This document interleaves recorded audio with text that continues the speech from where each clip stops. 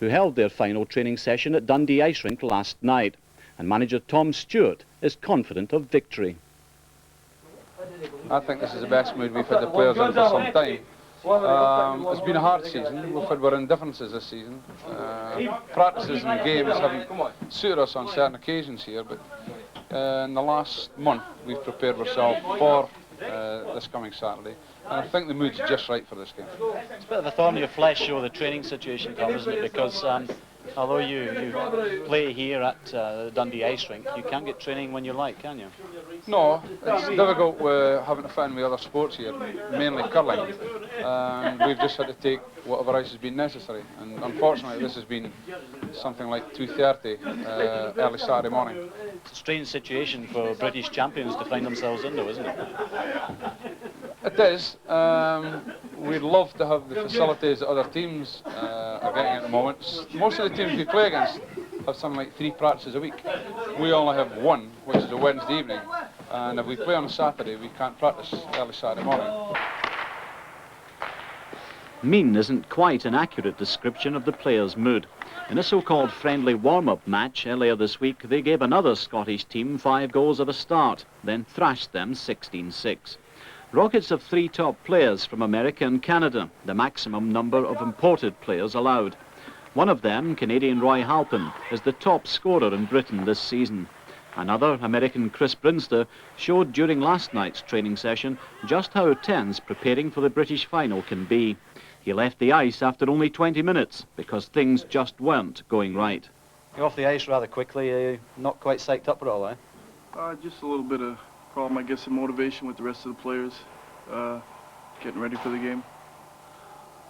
So you think that seems to be Fighting battle for the British Premier League title, but few of ice hockey's growing army of fans would deny that the best 2 teams in Britain have reached the Heineken playoff final.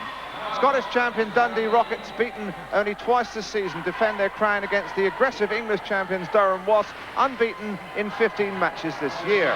It's Durham's first playoff final since 1951, and they're bidding to become only the 2nd English club to take the title from the Scots.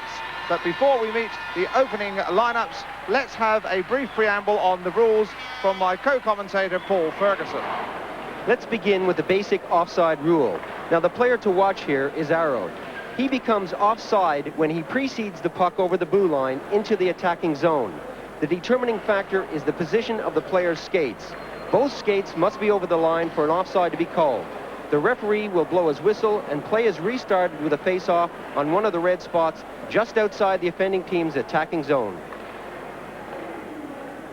The second rule we'll look at is icing.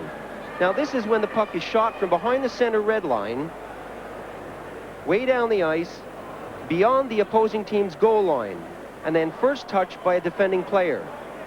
The resulting face-off is then taken from one of the spots in the offending team's end of the rink.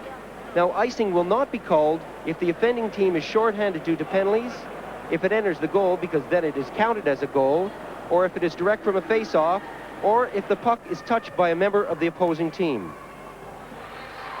And now the opening lineups for Dundee Rockets. In goal, number 19, Mike Ward. At number 2, Ali Wood. At number 5, their playmaker, North American centre ice, Chris Brinster. At number 9, Roy Halpin, the top point scorer in British ice hockey this year.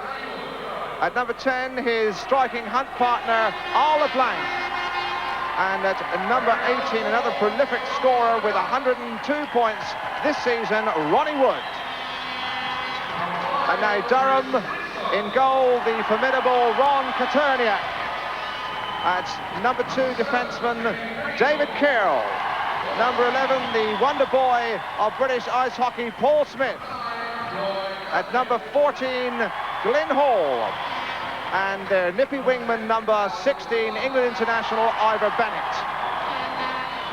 2 of the key goal scorers in the sides are for Durham, number 8, Peter Johnson, and from Dundee, the prolific Roy Halpin, and both of them now are talking to our interviewer, Gary Newbon. Well, Roy Halpin, you've got quite a goalkeeper up against you tonight. Katerniak, how are you going to play it against him tonight? Well, I think In the past, we've played them twice this year, and we've been successful. I think with the experience we have with Al, LeBlanc, myself up front, we may be able to take advantage of knowing a Canadian goaltender over here, since they like to come out of the net, and maybe we'll be able to use that to our advantage as we have in the past 2 games. But he's a tough goalie to get through. We've got a lot, work hard, and try to do as best we can. Well, Peter, you got 4 goals in the final that we saw in the Midweek Sports Special programme. In the final, that's the English final. But what about this as opposition, Dundee Rockets? Dundee's got a good team, be a really hard game tonight. I think we've got to go really hard to get through them. It's a really good hard lads, these, but at the end of the day, it'll be a good hard game for both of us, I think. You say hard game, but you're a very physical side, can be very rough. Physical, you know, it's all in the game. It's nothing dirty about it, you know, it's part of the game. Come, Chris.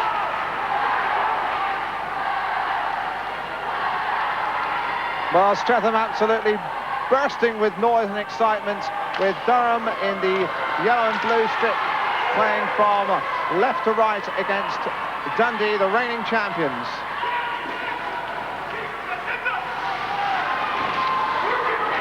And if you're confused about the Dundee shirts, they carry the emblazonment of New York. These are their lucky strip. They did some training in the NHL with New York, and they brought these shirts back, and they haven't been beaten while wearing them. We recall they were in this strip when they beat Streatham in this final last year. So away come Durham, and that's his Bennett, number 16, diminutive wing player, taken into the boards by number 5, that's Brinster for the Scots.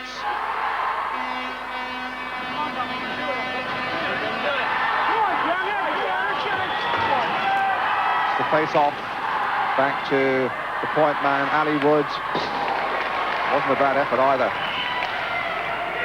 LeBlanc dumping it back in. Here's Halpin, all the way back again to Ali Woods. Stick goes flying loose again. It's Woods. There are 2 Woods in this Dundee squad. And this is Ronnie Woods to the safe hands of Coturnia.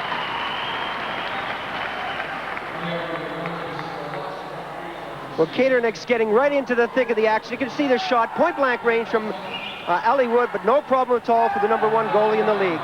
Paul Ferguson, you're an ex-goalkeeper. Coturnick's one of the best in the business.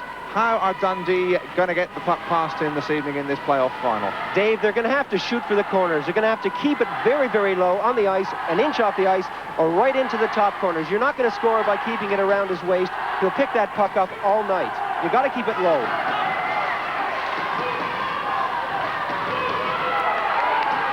And then an opportunity there. That wasn't bad effort either from LeBlanc. Brinster, the heart of so much play. 14 is Ali Brennan. Now, again, Bennett. Well, got his shot on target, but no real trouble for Mike Ward to smother. Well, this is a great effort by Bennett. He fires his shot right at Ward, but he smothers it. No problem at all for the 27-year-old goalkeeper for Dundee.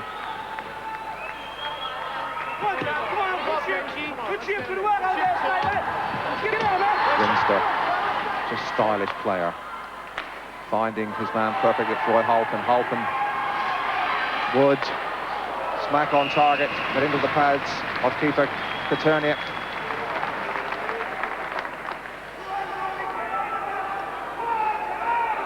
Well, Dave, they're really testing Coturnick. See, they're keeping that shot low, but he's equal to the task, and he's smothering those pucks right away. No rebounds, and that's good goaltending. Smith and Wood, and Paul Smith it is who wins the puck, but Brinster comes across. Again, such a clever shielder of the puck, this player. Just look at that. Out here to Halpin, not the best of passes perhaps, and Roy Halpin a little bit unlucky with his control.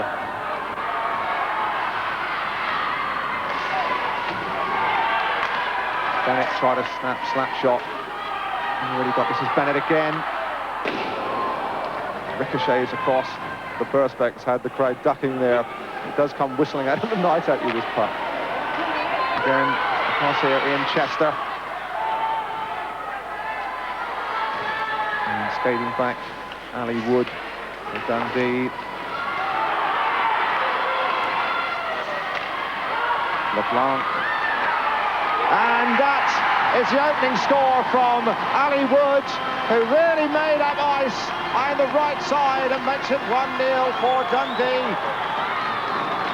Well, Dave, this is beautiful team play by the Rockets.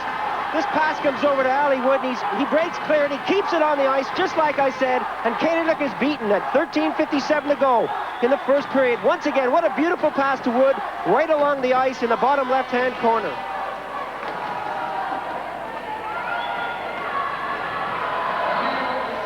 Pennycook and Clements losing out there.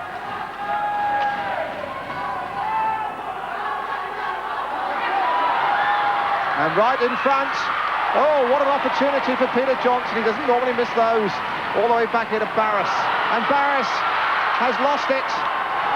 And the excitement is intense. And Barris has lost his stick as Dundee really didn't take advantage of the disarray in the Durham rear guard.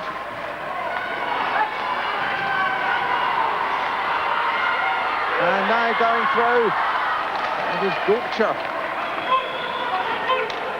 And Pennycook. Some desperation setting in. And Gulcher got a fearful knock there. Still not away. It was Lafferty with the shots. And now a chance for Lou Clements to relieve the pressure. Johnson. Dave, we're going to have a tripping penalty on the play. It looks like number 3, Rolly Barris, is going off for the Durham Wasps. That's right, he's going to spend 2 minutes in the box for tripping. Well, it must have been off the play, Paul. I think it was, Dave. It's something we couldn't see. The puck was on the far side of the rink, but he's going in at 12:50 to go in the first period.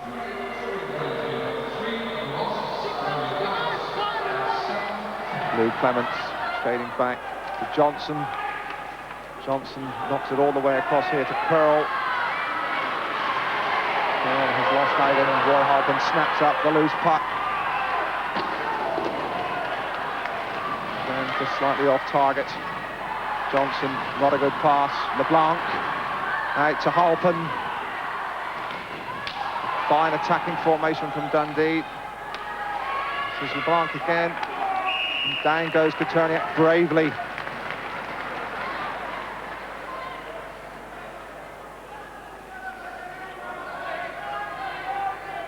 Well, the Dundee Rockets are really piling on the pressure. There's a close-in shot from Halpin and a good save from the keeper.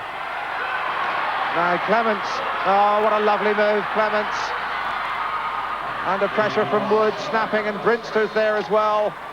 The penalty has been served. We're back with level players at ice.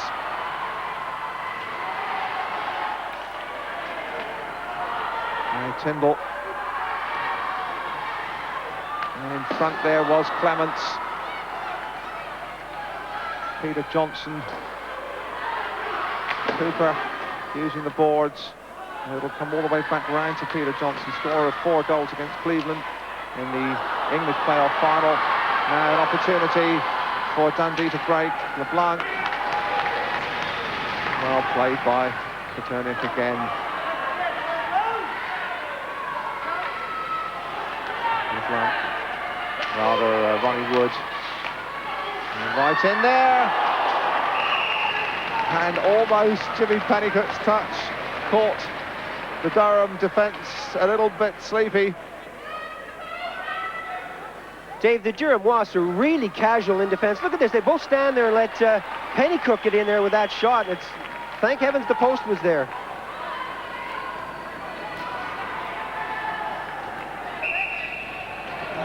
Should have taken a little better look. I looked, he was coming across, I just want to hammer it in. Glenn Hall, with just a little over half a minute remaining of this first period, which has been fought at a furious pace. Right here is Ian Chester, well off target. Kicked out by LeBlanc, and now LeBlanc. And LeBlanc took a knock there. That's right, Dave, we're going to have a penalty on the play. Well, that was a wicked penalty, and there's going to be a slashing penalty to Glyn Hall, number 14, is going to go off for 2 minutes, so his penalty will be well into the second period.